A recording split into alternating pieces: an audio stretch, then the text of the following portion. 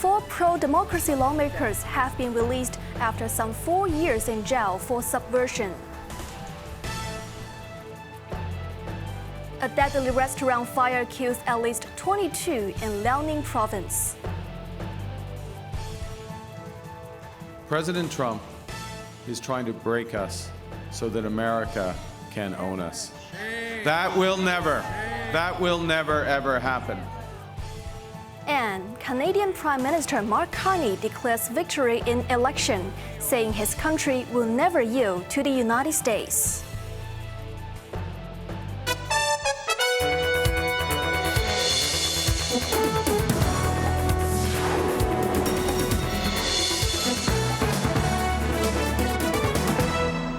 Good evening. You are watching Cable News. I'm Evelyn Bai.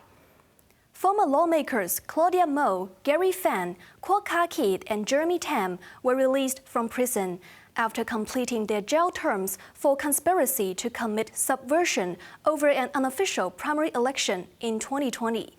The 4 were the first batch of the 45 jail Democrats to be freed in the city's largest national security trial. Xiu Rin reports.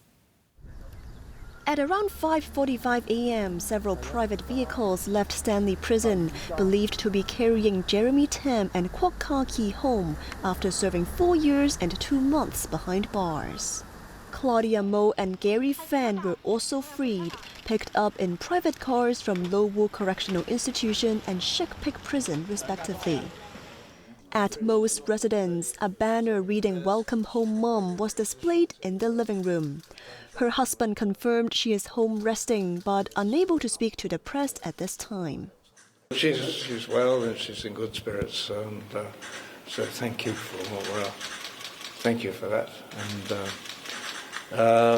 And we will look forward to being together again for the first time in 4 and 3 years. So. Thank you.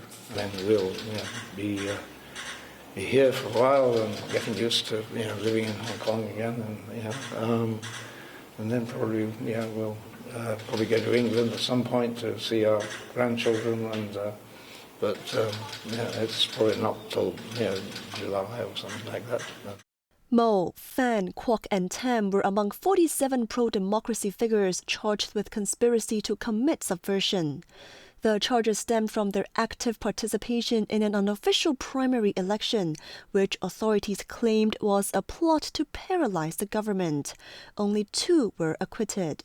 The 4 who pleaded guilty and received the lightest jail term of the defendants had been behind bars since February 2021. Cheryl Yun, Cable News.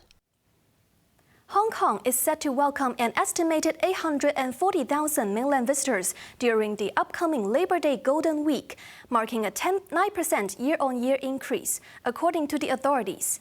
The tourism sector has ramped up preparations, leveraging new attractions and enhanced itineraries to cater to the influx.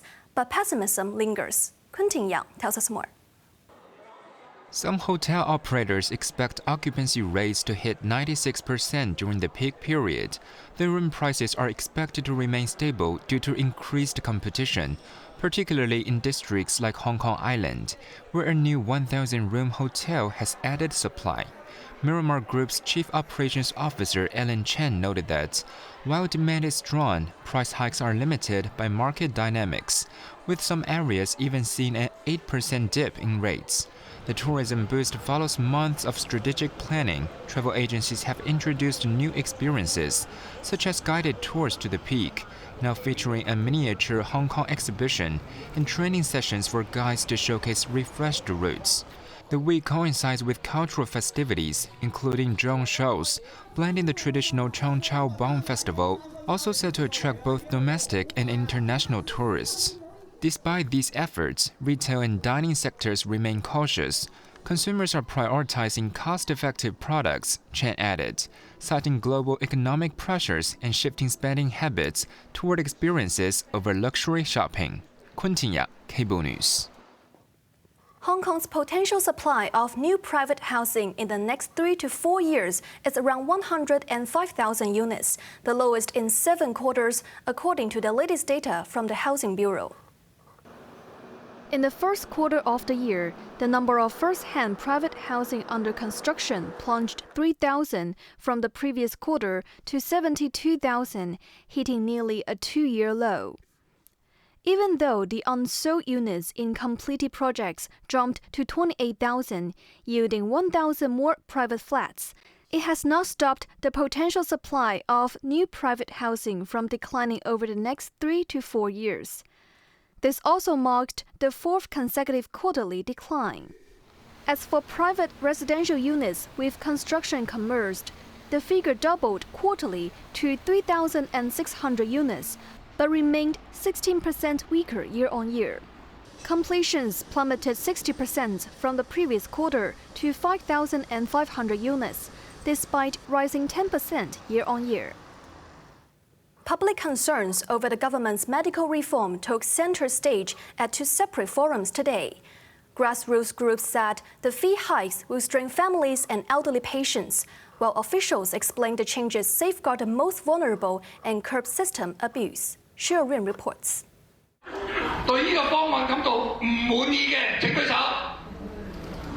A show of hands for those unhappy with the latest medical reform. Social welfare sector lawmaker Tik Chi-yun asked at a forum on the government's public healthcare revamp. Set to launch next year, the reform will sharply increase fees for emergency visits and general outpatient clinics, among other services. Grassroots families say it worsens their financial burdens, while others worry elderly patients will struggle with medication collection. Hospital Authority's Director of Strategy and Planning, Cheng Wai-kun, clarified that while drugs are charged in 4-week supplies, seniors do not need monthly trips. If your follow-up is in 24 weeks, you can collect all the medication needed in one go, he explained. The authority also pledged to simplify the fee waiver application process, which is set to be expanded to enable 1.1 million more people to receive free treatment. Separately, health officials held their first public briefing today, detailing the reform to over 200 district councillors and local community members. Health Chief Lo Chongmao reiterated that the reform aims to enhance protection for the poor, urgent, severe and critical patients, streamline subsidies and curb system abuse.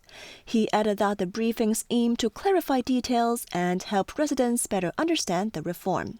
Cheryl Yun, Cable News. At least 22 were killed and 3 injured after a fierce fire broke out at a restaurant in Liaoning City, Liaoning Province, around noon today. President Xi Jinping has made urgent instructions ordering a thorough investigation into the cause. The blaze broke out at 12:25 p.m. and engulfed the building in flames and thick smoke. It spread rapidly due to strong winds, also damaging a nearby bank. Rescue teams, including firefighters and medical personnel, rushed to the scene to extinguish the flames and evacuate victims. President Xi Jinping has urged all-out efforts to treat the injured, investigate the cause, and hold those responsible to account. Calling the fire a deeply sobering lesson, Xi stressed to tighten safety checks ahead of the upcoming Labor Day holiday to prevent similar tragedies.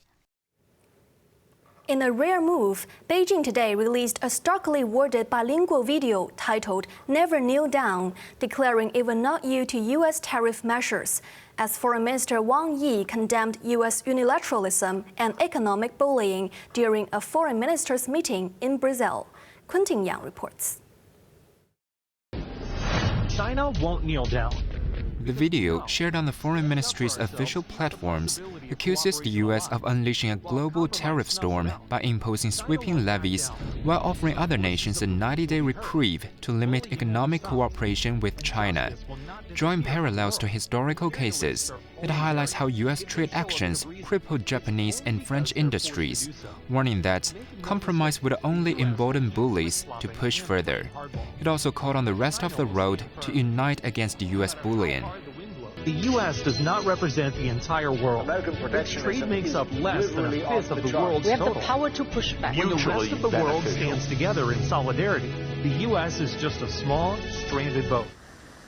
The release coincided with the Foreign Minister Wang Yi's address at the BRICS summit in Rio de Janeiro.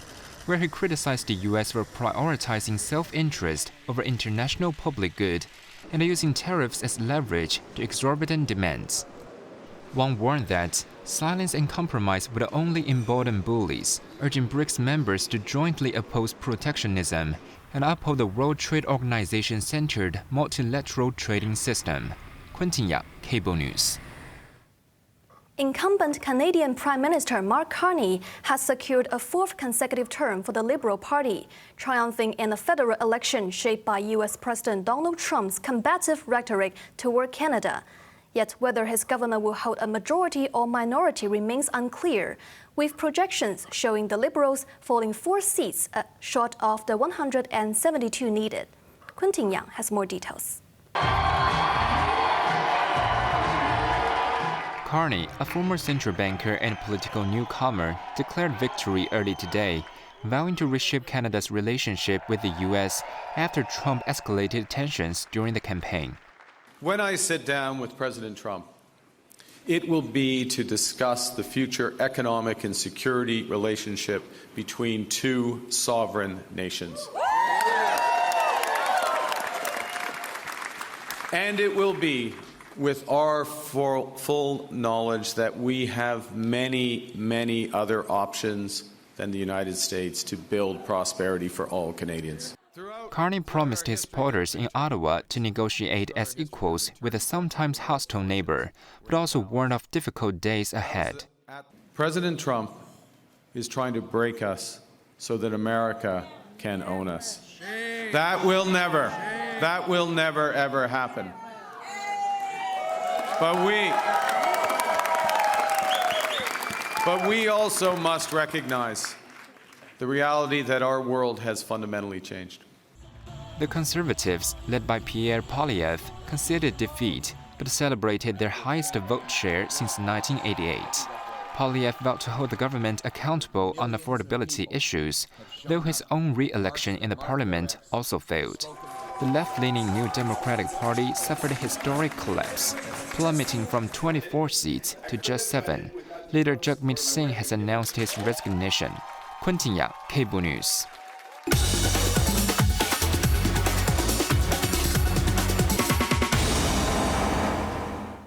HSBC posted better than expected earnings for the first quarter, which saw a 25% drop year-on-year due to past business disposals. The banking giant flagged escalating trade war risks, setting aside more credit provisions in anticipation of upcoming headwinds. Bess Leung reports. Profit before tax decreased by $3.2 billion to $9.48 billion in the first quarter, mainly due to the non-recurrence of previous gains from business disposals in Canada and Argentina, while revenue declined 15% from last year. Still, both prints outran consensus estimates of $7.8 billion and $16.6 billion. First interim dividend stood at 10 US cents per share. Group CEO Georges El-Hijri said the strong results demonstrated momentum in the bank's earnings and discipline in the execution of its strategy. The banking giant, however, warned of heightened uncertainty in the macroeconomic climate, highlighting that protectionist trade policies were adversely affecting consumer and business sentiment. This may cause a low single-digit percentage impact on the group's revenues and an incremental ECLs of around $0.5 billion. Meanwhile, the European lender also plans to launch a share buyback of up to $3 billion, which is expected to be completed before its 2025 interim results announcement. Bess Leung, Cable News. Now let's take a look at the stock market. The Hang Seng Index ended the day up 36 points. Top active stocks of the day. Checker Fund was up 4 cents. Alibaba was down 20 cents. Xiaomi was down 5 cents. BYD was down $9.80. Foreign exchange against the Hong Kong dollar. Canadian dollar 5.60, Australian dollar 4.97. Onto the weather now. Mainly cloudy, the minimum temperature will be about 24 degrees tomorrow morning. Sunny periods during the day with a maximum temperatures of around 28 degrees. Isolated showers later tomorrow.